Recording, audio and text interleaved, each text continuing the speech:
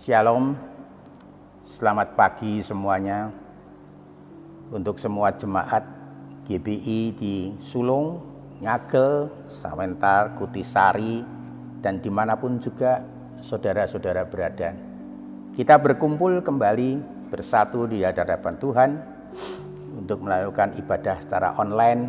Tapi sebelumnya mari kita berdoa bersama-sama. Bapa di dalam surga, Bapa yang kami sembah di dalam nama Tuhan Yesus Kristus, terpujilah namamu senantiasa Bapa. Kami mengucapkan syukur untuk perlindungan-Mu selama masa corona atau pandemi ini berlangsung. Sehingga Engkau berikan yang terbaik bagi anak-anak-Mu.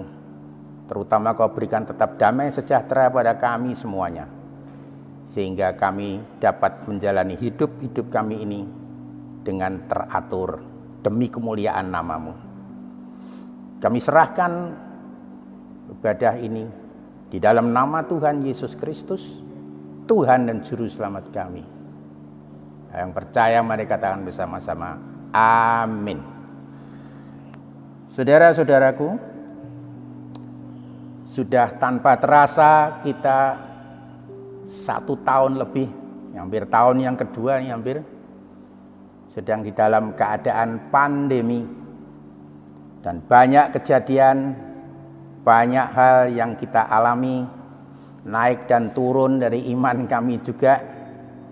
Tetapi ada satu hal yang baik, bahwa anak-anak Tuhan tetap bertahan di dalam iman, di dalam Kristus Yesus Tuhan kami. Saudara-saudaraku, pada saat pandemi ini banyak sekali orang itu mencari Tuhan. Saya katakan mencari Tuhan, ya, dahulunya juga mengatakan sudah punya Tuhan. Tapi dengan adanya pandemi ini, banyak orang itu yang mencari kesembuhan, mencari perlindungan dari hal yang dikatakan jahat tadi, yaitu Corona 19. Ini sebetulnya terjadi dari dulu sampai sekarang. Pada pagi hari ini, doa atau judul dari khotbah kami ini adalah mengenai mencari Tuhan dan bagaimana menemukan Tuhan. Nah, orang itu mencari Tuhan itu ada banyak hal atau banyak sekali penyebab. Saya kumpulkan ada 1, 2, 3, 4 yang umum ini, ya. Yang pertama, orang itu mencari Tuhan kalau dia di dalam keadaan sakit atau kurang sehat, atau seperti ini ada yang pandemi. Ini terjadi juga pada waktu zaman dahulu, pada waktu Yesus memulai pelayanannya di bumi ini, juga demikianlah yang terjadi. Apakah ini baik? Oh baik, mencari kesembuhan pada Tuhan itu baik, ya. Di dalam Lukas pasal 17, ini saya buka aja, cepat saja dibuka, karena saudara sudah tahu apa ini sebetulnya. Di dalam Lukas pasalnya yang ke-17, ayatnya juga yang ke-17, itu jelas tadi ya. Perikopnya pasal 17 ini, ayat 11 sampai 19, tapi saya baca satu ayat saja nanti. Itu mengenai 10 orang kusta. Penyakit kusta adalah penyakit yang susah disembuhkan. Seperti juga sekarang pandemi ini juga termasuk pada permulaannya adalah penyakit yang sulit untuk disembuhkan. Banyak orang yang meninggal karena penyakit itu. Dan orang takut pada mencari Tuhan. Nah, 10 orang kusta itu mencari Tuhan, saudara tahu. Mereka berjumpa dengan Tuhan Yesus. Mereka memohon kesembuhan. Dan mereka semua disembuhkan. Tetapi apa yang terjadi?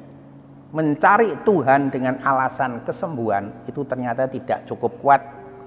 Buktinya apa? Di dalam ayat yang ke-17, ya, Lukas 17 ayat 17. Lalu Yesus berkata, bukankah ke-10 orang tadi semuanya telah menjadi tahir?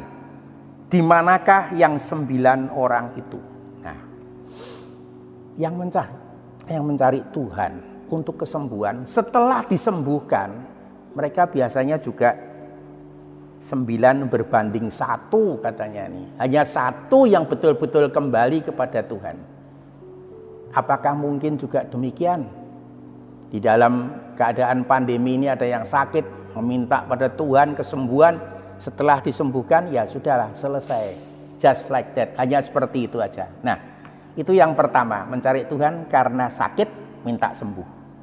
Yang kedua yang saya lihat, ketika Yesus melakukan mujizat, memberi makan pada 5.000 orang dengan makanan yang sedikit sekali, banyak sekali anak-anak Tuhan atau mungkin juga belum jadi anak Tuhan itu tertarik. Tertariknya dengan apa? Yesus bisa memberikan makanan dengan jumlah yang sedikit untuk banyak orang. Wah, kalau demikian kan enak. Sehingga pada waktu itu orang itu datang minta pertolongan pada Tuhan, mengikuti Tuhan. Tapi apa yang mereka butuhkan? Itu hanya untuk mungkin mata pencaharian mereka supaya lancar, supaya bisnis mereka lancar, supaya mereka tidak pernah kekurangan makan atau minum. Kalau ikut Yesus, roti yang sedikit bisa dipakai untuk memberi makan orang banyak. Nah, saudara-saudaraku, yang demikian ini juga kelihatannya baik, mencari Tuhan untuk semuanya kepentingan sehari-hari. Tapi apa yang terjadi setelah mereka mendengar kabar yang cukup keras, mereka pada meninggalkan Tuhan, semuanya satu persatu meninggalkan Tuhan. Kita buka di dalam Yohanes pasal yang ke-6. Di dalam Yohanes pasal yang ke-6 ayat perikopnya banyak nih, perikop yang murid yang mengundurkan diri di Galilea 6:60 sampai 66. Saya baca ada satu ayat. Ketika mereka mendengar khotbah yang cukup keras, kebenaran yang sejati, bukan hanya masalah roti untuk perut. Ayat 66, Yohanes 6:66 mengatakan begini, mulai dari waktu itu banyak murid-muridnya mengundurkan diri dan tidak lagi mengikut dia. Jadi ini aneh ya, mencari Tuhan untuk melihat, wah bisa memberi makan pada orang banyak, berarti sanggup menolong saya dalam pekerjaan saya, bisnis saya tidak akan kekurangan apa-apa lagi. Tapi ketika mendapatkan kebenaran firman yang keras, mereka mengundurkan diri dari dia. Jadi motivasi atau alasan mencari Tuhan hanya untuk bisnis atau untuk makan, untuk pekerjaan supaya sukses, itu bukan motivasi yang benar atau motivasi yang kuat. Itu akan akhirnya meninggalkan Yesus juga. Kemudian saya baca lagi di dalam Yohanes pasalnya yang ketiga. Di dalam Yohanes pasalnya yang ketiga, di sini ada percakapan dengan Nikodemus, ya, perikopnya. Nikodemus itu adalah seorang Farisi yang penuh dengan pengetahuan Alkitab maksud saya, karena dia seorang pengajar juga. Dia mencari Tuhan Yesus kenapa? Untuk menambah ilmu atau pengetahuannya tentang rohani katanya. Untuk pengetahuan mengenai Tuhan. Dengan arti kata lain, Nikodemus itu mencari Tuhan. Meskipun dia punya pengajaran yang bagus, punya pelajaran dari kitab Taurat, tapi dia merasa belum menemukan Tuhan dan dia mencari Tuhan Yesus. Tapi saudara bisa baca nanti di dalam perikop pasal yang ketiga itu, ketika Yesus mengajarkan kepada Nikodemus, ya, bahwa caranya seorang itu harus dilahirkan baru dan sebagainya, Nikodemus itu bingung. Dan di sini tidak dikatakan bahwa Nikodemus itu akhirnya mengikuti Tuhan atau tidak. Karena Nikodemus mencari Tuhan itu hanya untuk menambah ilmu dan wawasan kerohaniannya semata-mata. Zaman sekarang ada enggak? Mungkin ada. Banyak orang, bahkan yang bukan saudara-saudara kita itu, mempelajari Alkitab untuk mengetahui bagaimana dan siapa Tuhan Yesus, tapi hanya sampai sekian saja. Sehingga akhirnya apa? Apakah menjadi pengikut Tuhan? Juga tidak. Itu yang ketiga. Yang celaka lagi yang saya catat itu adalah apa yang dilakukan oleh Herodes. Di dalam Lukas, Injil Lukas pasalnya yang ke-23. Di dalam Injil Lukas pasal yang ke-23 ini, di situ ada kisah mengenai Herodes. Herodes ini sangat-sangat tertarik sebetulnya dengan Tuhan Yesus, tapi karena dia itu cuma ingin melihat mujizat. Ya, Lukas pasal yang ke-23 ayatnya yang ke-8. Saya bacakan begini. Ketika Herodes melihat Yesus, ia sangat girang, sebab sudah lama ia ingin melihatnya, karena ia sering mendengar tentang dia. Lagi pula ia mengharapkan melihat bagaimana Yesus mengadakan suatu tanda. Tanda ini mujizat. Di dunia ini ada orang yang senang dengan yang namanya berita atau cerita yang supranatural. Senang sekali. Ada juga yang senang melihat hal ajaib. Sehingga kalau ada pertunjukan, wah misalkan ya katakan yang gaib-gaib ya. Ada orang bisa makan besi, makan kaca dan sebagainya, tertarik. Nah, Herodes ini mendengar Yesus itu mengadakan mujizat, kesembuhan, menciptakan roti menjadi banyak, Yesus berjalan di atas air. Nah, ketika dia melihat Yesus, ia girang. Banyak orang girang kalau ketika mendengar Yesus, tapi cuma mau tahu, mau melihat mujizat. Apakah lebih dari itu? Tidak. Cuma sekedar ingin tahu, melihat tanda. Sehingga banyak sekali pada zaman sekarang juga orang itu kalau melihat Yesus atau datang misalkan ke tempat persekutuan, ke tempat KKR, itu cuma mau lihat apa? Oh, ada kesembuhan apa enggak? Ada mujizat atau tidak? Wah, ada hal-hal yang luar biasa. Kalau enggak ada, berarti saya enggak cari ke situ. Sehingga mereka itu terjebak hanya melihat tanda-tanda. Tapi saudara tahu Yesus tidak menjawab apapun permintaan Herodes. Dan akhirnya Herodes juga benci dan marah kepada Yesus. Dan dia mengirim dia kembali kepada Pilatus. Ini ceritanya demikian. Saudara-saudaraku, 4 hal tadi, yang sakit disembuhkan, orang kusta ya tapi ya cuma sembuh, setelah itu sembuh aku pergi, tidak cari lagi. Cuma 1 yang kembali pada Yesus dan menemukan kebenaran. Yang lain diberi makan, kelaparan waktu itu. Yesus menciptakan roti dengan mengucapkan syukur, roti itu dibagikan dan mereka makan semua sampai kenyang. Tapi mereka tahu itu sudah ada makan rotinya, juga tidak lagi mengikuti Yesus. Hanya sampai pada perutnya saja yang terisi dengan roti. Ada lagi yang seperti Nikodemus, mau belajar apa sih sebenarnya yang dipunyai Yesus, apa yang dimiliki dia, tapi hanya sampai di situ. Setelah dia bertanya jawab, ceritanya selesai sampai di situ. Dan yang paling celaka adalah yang seperti Herodes, cuma ingin melihat tanda-tanda mujizat. Dan saudara jangan heran loh, banyak sekali dari orang-orang di sekitar kita, bahkan saudara kita yang senang cari mujizat. Kalau datang ke gereja tidak ada mujizat, katanya tidak ada kesembuhan, gerejanya gereja yang tidak benar. Gerejanya gereja yang mati, nggak punya kuasa. Ya. Tapi nanti kalau ada kesembuhan, ada yang melakukan mujizat, wah lari-lari.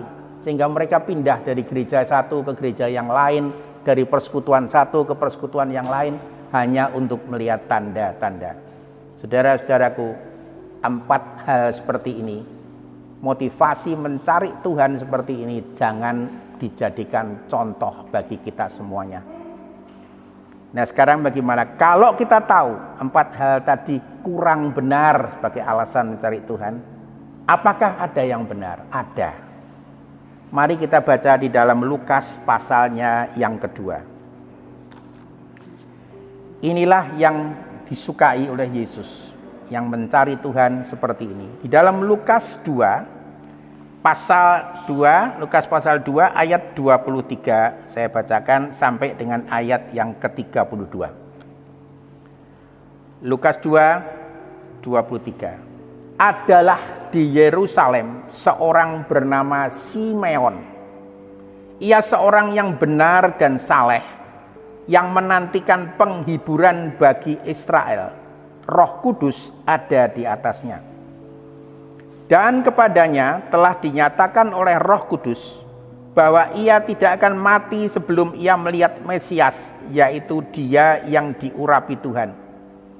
Ia datang ke bait Allah oleh Roh Kudus. Ketika Yesus anak itu dibawa masuk oleh orang tuanya untuk melakukan kepadanya apa yang ditentukan hukum Taurat, ia menyambut anak itu dan menatangnya sambil memuji Allah, katanya, "Sekarang Tuhan, biarkanlah hamba-Mu ini pergi dalam damai sejahtera sesuai dengan firman-Mu.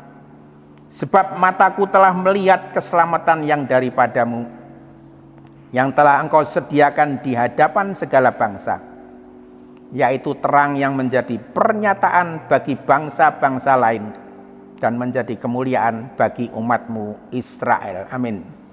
Saudara-saudaraku, Simeon ini dikatakan apa? Orang benar dan orang saleh. Dia menanti-nantikan Mesias. Dan Tuhan sudah mengatakan, engkau tidak akan mati sebelum engkau melihat Mesias. Ketika Yesus dibawa oleh orang tuanya, Yesus yang masih kecil, ia langsung menatang dan berkata, "Biarkanlah hamba-Mu ini pergi." Nah, di sini ada hal-hal yang sangat menarik yang perlu kita pelajari bersama-sama. Simeon menanti-nantikan Tuhan, berarti Simeon mencari Tuhan. Dan Simeon ini punya dua syarat yang luar biasa yang seharusnya ada di dalam tiap-tiap anak-anak Tuhan. Apa itu? Dia dikatakan dia adalah orang yang benar dan orang yang saleh. Dan selain itu, Roh Kudus ada di atasnya. Nah, saudara-saudaraku, sebetulnya tipe empat orang tadi itu sudah menemui Yesus, sudah berjumpa dengan Yesus, dan sudah melihat atau merasakan apa yang dilakukan oleh Tuhan pada saat itu. Tapi mereka gagal menemukan Yesus atau mengenal Yesus. Mereka cuma hanya sekedar tahu saja. Kenapa? Dia tidak punya kerinduan untuk menerima Tuhan Yesus. Dia tidak punya kerinduan untuk bersujud pada Yesus. Inilah salahnya. Beda dengan Simeon. Simeon cuma ingin berjumpa. Dan ketika sudah berjumpa, dia mengatakan, "Hamba-Mu, biarkanlah ini hamba-Mu ini pergi dalam damai sejahtera." Simeon mendapatkan damai sejahtera ketika menemui Yesus dan dia sudah tidak minta apa-apa lagi. Di dalam hal ini, Simeon itu adalah orang yang mencari Tuhan. Dia tidak minta sesuatu. Dia hanya ingin jumpa dengan Tuhan. Dan dia tahu setelah dia berjumpa dengan Tuhan, segalanya sudah selesai. Segala yang dia alami semuanya sudah disyukuri, sudah dilewati, dan dia mengalami damai sejahtera yang luar biasa. Saudara-saudaraku, hal ini perlu menjadi flashback bagi kehidupan kita. Seperti apakah kita mencari Tuhan? Apa hanya karena kita sakit? Apa hanya karena kita butuh bantuan untuk bisnis kita, pekerjaan kita? Atau cuma sekedar menambah ilmu supaya kita dikatakan orang yang berhikmat?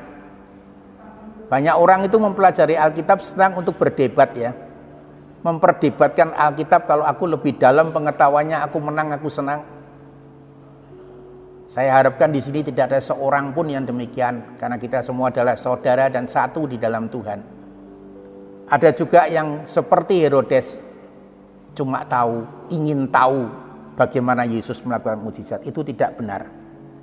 Seperti Simeon lah yang akan menemui Yesus, mengenal dia, dan menabarkan damai sejahteranya. Ini di dalam zaman dahulu ketika Yesus masih ada seperti itu. Nah, sekarang kita di zaman sekarang ini. Saudara-saudaraku, saya ingatkan sekali lagi supaya kita semuanya tahu bahwa kedatangannya yang kedua kali itu makin hari makin dekat. Tanda-tanda zaman saya katakan seringkali sudah lengkap. Tinggal satu, yaitu bait Allah didirikan kembali. Apakah kita bisa seperti Simeon yang menantikan kedatangan Tuhan yang kedua kalinya? Apakah kita benar-benar sadar, taat pada firman-Nya, sehingga nanti kita tetap termasuk golongan orang yang benar, orang yang saleh, dan orang yang tetap taat pada bimbingan dari Rohul Kudus? Karena 3 hal itulah yang dimiliki Simeon. Dan itu sebetulnya ada pada saudara-saudara semua. Saya katakan ada pada saudara-saudara semua. Apa itu tadi? Yang pertama, kalau saudara itu mencari Tuhan, artinya mencari firman Tuhan lebih dahulu, saudara akan dibimbing oleh Rohul Kudus melalui firman Tuhan itu. Sehingga saudara bisa termasuk golongan orang yang benar, golongan orang yang saleh karena takut akan Tuhan, dan Roh Kudus yang diberikan kepada saudara akan membimbing saudara sampai ke hadirat Tuhan. Kita tidak akan gentar dan takut pada waktu Yesus datang untuk kedua kalinya. Tetapi orang-orang yang belum bertobat, yang tidak mau bertobat, masih hidup di dalam kuasa dosa, pada saat Yesus datang kedua kalinya pasti akan ketakutan dan bersembunyi tidak tahu kemana. Tapi hal itu, kalau itu terjadi, itu berarti sudah terlambat. Saatnya lah sekarang. Persiapkanlah diri kita. Seperti Simeon menantikan Mesiasnya, kita juga menantikan kedatangan Tuhan yang kedua kalinya, yang pasti akan terjadi. Di dalam Tuhan itu tidak ada hal yang kira-kira atau semoga. Yesus pasti akan datang kembali. Maka kita harus seperti Simeon menantikan kedatangannya yang kedua kalinya ini. Sehingga kita termasuk bilangan orang-orang yang benar dan menjadi anak-anak Tuhan yang sejati. Itulah dari bimbingan, dari motivasi mencari Tuhan. Saudara tahu sekarang, oh jadi seperti itulah yang seharusnya. Tapi saudaraku, sebenarnya ada kabar baik yang luar biasa yang disampaikan oleh Tuhan sendiri. Sebelum kita mencari Tuhan, Tuhan itu sudah mengajak kita semua untuk masuk di dalam kerajaan surga. Saya berbicara di sini hanya pada saudara-saudaraku yang seiman, tapi juga sampaikan pada siapapun juga yang mendengar berita ini. Kita buka sekarang. Apa benar Yesus itu mengajak kita semuanya? Yesus itu memanggil kita. Apa bukan orang yang cari Tuhan secara mati-matian menemukan Dia? Memang demikian. Yang mencari Tuhan pasti menemukan. Tapi sebenarnya Tuhan itu sudah mengajak kita semua untuk datang kepada Dia. Kita buka di dalam Matius pasal yang ke-11. Di sini ada satu perikop. Matius 11:25 sampai 30, ada satu perikop yang indah sekali dan patut menjadi pegangan kita di zaman kita menantikan Tuhan Yesus kembali lagi.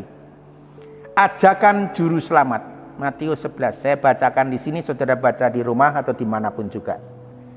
Pada waktu itu berkatalah Yesus, "Aku bersyukur kepadamu Bapa, Tuhan, Tuhan langit dan bumi, karena semuanya itu Engkau sembunyikan bagi orang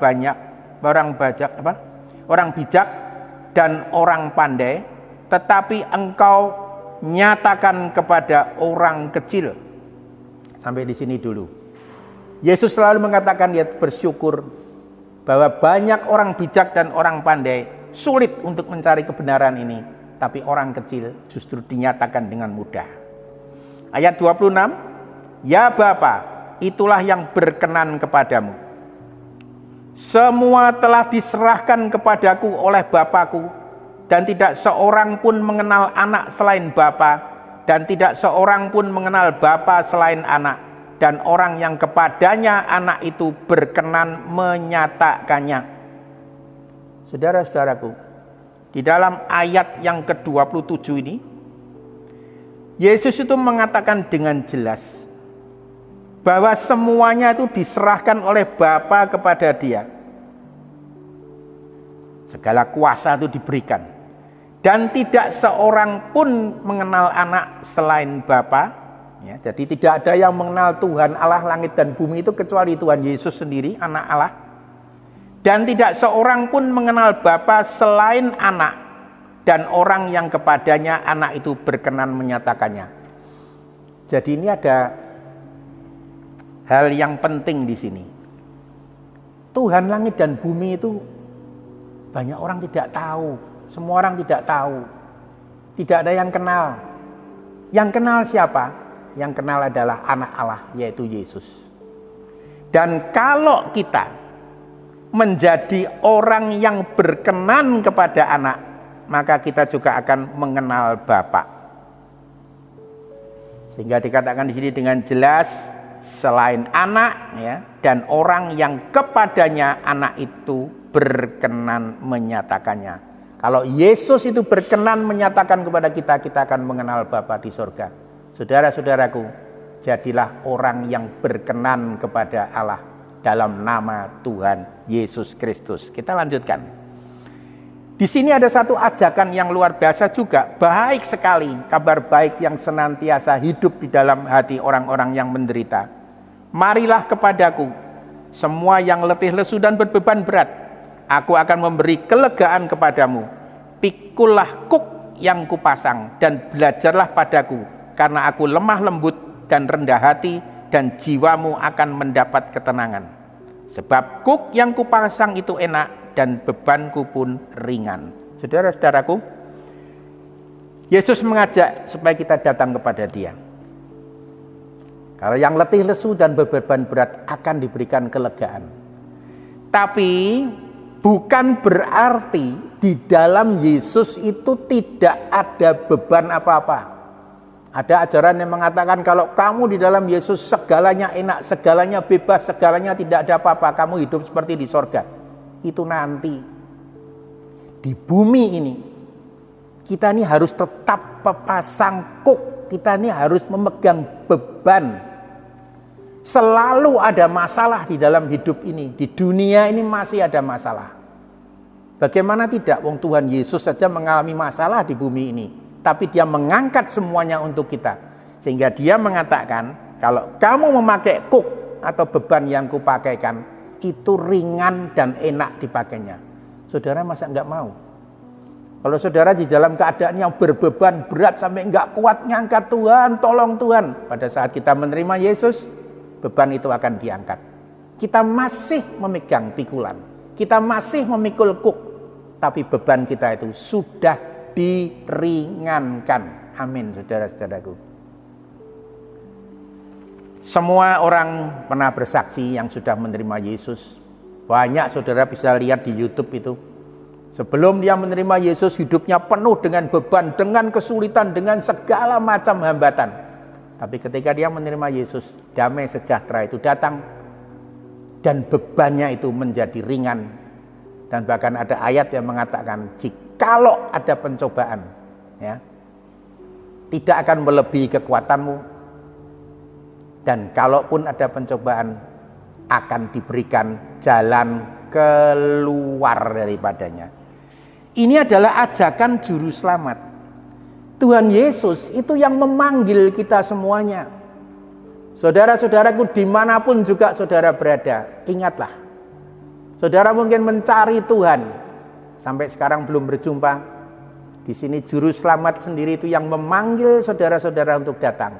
Datanglah kepadaku yang letih lesu dan berbeban berat, aku akan memberikan kelegaan kepadamu.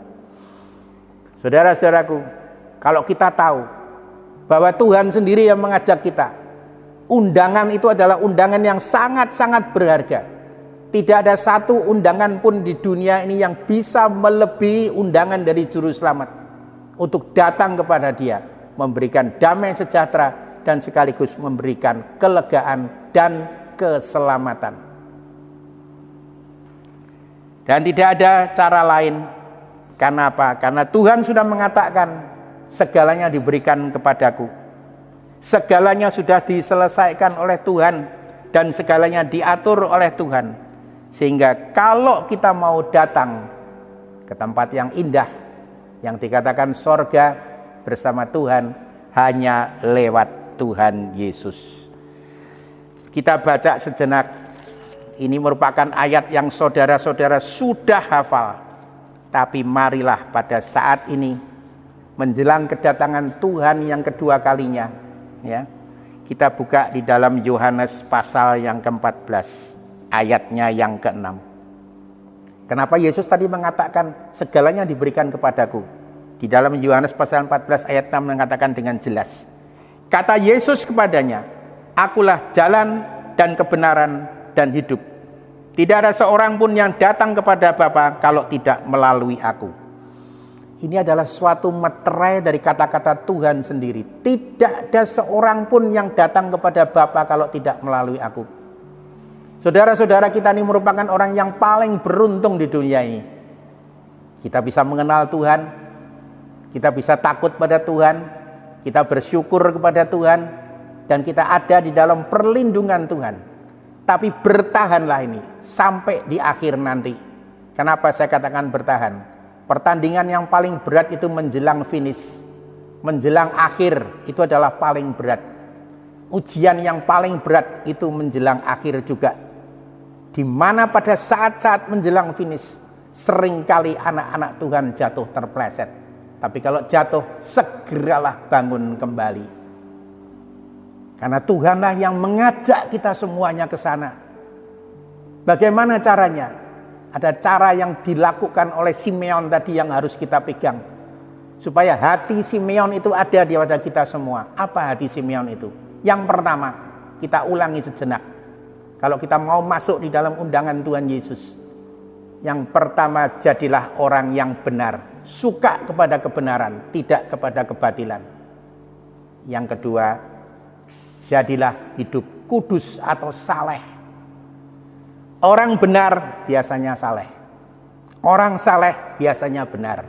Karena saleh dan benar itu tidak mungkin dipisahkan.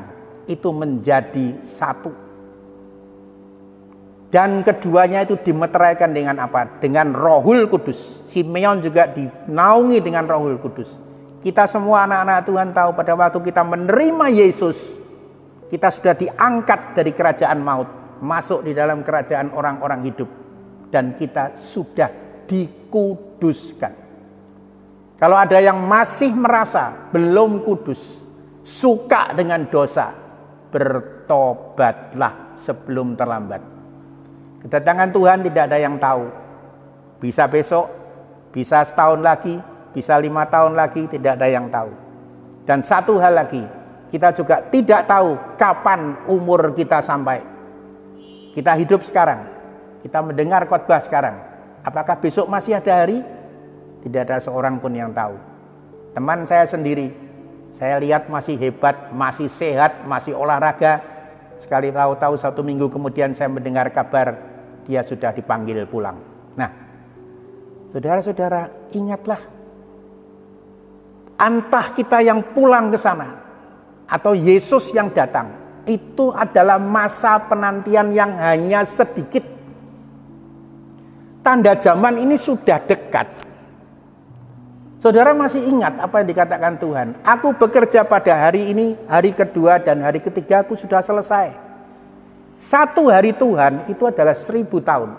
Nah, kalau Yesus lahir, katakanlah tahun Masehi kosong,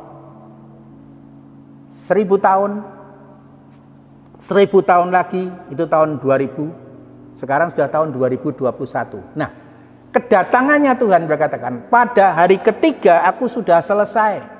Sudah selesai itu berarti apa? Tinggal tunggu aja kedatanganku yang kedua kalinya. Apakah tanda-tandanya sudah cukup? Kita belajar bersama-sama. Siapa yang tidak punya laptop, tidak punya komputer? Mau buka Alkitab dimanapun juga sekarang tidak ada halangan lagi. Tidak ada lagi tembok-tembok yang menghalangi Alkitab. Semua orang bisa download Alkitab, bisa baca Alkitab. Itu berarti Alkitab sudah disampaikan kepada segenap bangsa dalam segala bahasa. Saudara sudah kenallah semuanya itu. Waktunya makin dekat. Jangan sampai ada seorang pun yang mendengar firman ini sampai tertinggal. Jadi saudara-saudaraku, kalau masih ada kehidupan dosa di dalam hal ini, bertobatlah segera. Minta ampunlah kepada Tuhan Yesus dan Dia akan memulihkan engkau dan engkau tidak akan tertinggal ketika Yesus datang untuk kedua kalinya. Belajarlah mempunyai hati Simeon. Hati Simeon yang rendah hati, yang tidak meminta apa-apa. Simeon tidak meminta kesembuhan. Simeon tidak meminta supaya dibantu pekerjaannya. Simeon juga tidak meminta supaya dia ditambah ilmu pengetahuan. Dia mengatakan, aku sudah cukup. Damai sejahtera sudah kuterima. Dan Yesus juga mengatakan, damai sejahtera yang kuberikan kepadamu itu tidak sama dengan yang diberikan di dalam dunia ini. Damai sejahteraku kekal senantiasa sampai selama-lamanya. Saudara-saudaraku yang kekasih di dalam Yesus Kristus. Di dalam hal ini, Simeon benar dan semoga hati Simeon ada di dalam kita.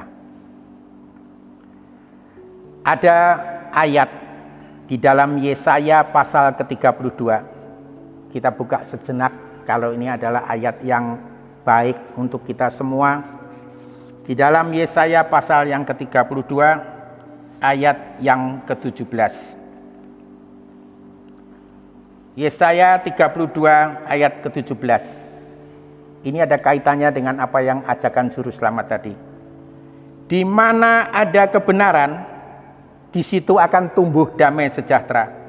Dan akibat dari kebenaran ialah ketenangan dan ketentraman untuk selama-lamanya. Sebenarnya Yesaya sudah menubuatkan semuanya ini. Kalau saudara hidup benar, saudara akan tumbuh damai dan sejahtera. Dan kalau saudara benar akan menimbulkan ketenangan, tidak akan ada lagi kegelisahan. Ada COVID-19, COVID-20, COVID-21, enggak usah takut. Hidup kita untuk Kristus. Kalau mati ya sudah, haleluya di dalam nama Tuhan. Dan dikatakan kalau saudara benar akan ketenangan dan ketentraman. Untuk kapan? Untuk selama-lamanya. Saudara jelas kalau saudara menerima Yesus, saudara dikatakan engkau adalah anakku, marilah datang kepadaku yang letih dan sudah berbeban berat. Dan saudara mendapatkan damai sejahtera. Itu adalah milik saudara sampai selama-lamanya. Dunia akan berakhir, hidup kita akan lewat. Tapi damai sejahtera Tuhan bagi kita akan sampai selama-lamanya. Saudara-saudaraku, renungkanlah semuanya ini. Apakah kita masih dikasih izin? Apakah masih diberikan izin untuk mendengarkan firman? Kita enggak tahu. Karena kita enggak tahu umur kita sampai kapan. Kalau dulu orang bilang aku muda, pasti besok aku meninggalnya lebih lambat dari yang tua. Tua berangkat dulu. Sekarang enggak demikian. Yang muda pun bisa berangkat setiap saat. Karena itu untuk mempersiapkan diri, bekalilah hidup saudara dengan hati seperti Simeon, menantikan kedatangan Tuhan. Jangan lagi meminta sesuatu di dalam Tuhan hanya untuk menyenangkan hati. Firman mengatakan, jikalau engkau berkenan kepadaku, aku akan menyatakan Bapa kepadamu. Itu kata-kata Tuhan Yesus. Dan kata-kata Tuhan Yesus adalah ya dan amin. Kalau saudara menyenangkan hati Tuhan, saudara termasuk orang yang berkenan kepada Tuhan, saudara pasti akan menerimakan damai sejahteranya. Saudara-saudaraku, Rohul Kudus sudah diberikan kepada kita, supaya kita bisa memilih apa yang baik dan apa yang buruk. Biarkanlah ajakan juru selamat ini, jangan kita sia-siakan. Biarlah kita yang mendengar firman ini, semuanya menerima undangan dari Tuhan Yesus. Menerima Dia sebagai Tuhan dan Juru Selamat. Dan biarkan damai sejahteranya turun kepada kita. Hidup kita senantiasa dijaga oleh Roh Kudus di dalam kebenaran dan kesalehan. Saya akan rangkumkan aja apa yang saya sampaikan pada pagi hari ini.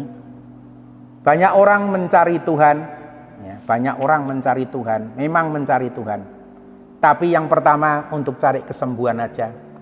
Yang kedua, cari makan sebetulnya, cari bisnis, cari supaya pekerjaannya diberkati, itu aja. Ada juga yang cari Tuhan untuk pengetahuan. Ini orang-orang yang pandai-pandai. Maka tadi Tuhan mengatakan disembunyikan dari orang-orang yang pandai. Karena orang pandai itu cuma mau cari pengetahuan aja mengenai Yesus. Belajar Alkitab seperti belajar ilmu aja.